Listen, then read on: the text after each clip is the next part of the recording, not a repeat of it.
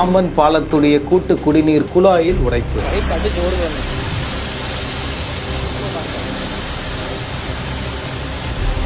பல லட்சம் லிட்டர் தண்ணி கடல்ல கலந்து வீணா போயிட்டு இருக்கு.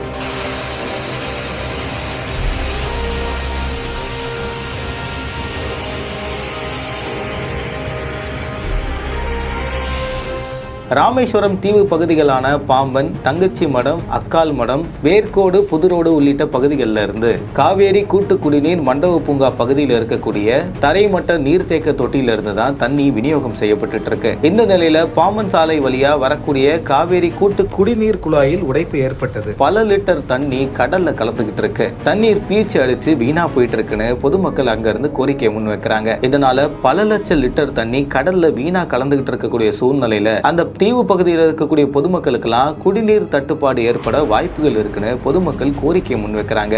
இதையடுத்து இதற்கு சம்பந்தப்பட்டிருக்கக்கூடிய மாவட்ட நிர்வாகிகளும் அதிகாரிகளும் உரிய நடவடிக்கை எடுத்து இதை சரி பண்ணணும்னு பொதுமக்கள் கோரிக்கை முன்வைக்கிறாங்க. பாம்பன் பாலத்துடைய காவேரி கூட்டு குடிநீர் குழாயில் உடைப்பு ஏற்பட்டது. பல லட்சம் லிட்டர் தண்ணி கடல்ல வீணா கலந்துகிட்டு இருக்கக்கூடிய விஷயம் வேதனைக்குரியது. இது போன்ற மேலும் செய்திகளுக்கு பிகின் விட்ச ஃபாலோ பண்ணுங்க. இந்த வீடியோ வழங்கியோ doctor Srivarma wellness, let's go holiday, MCR pure cotton club.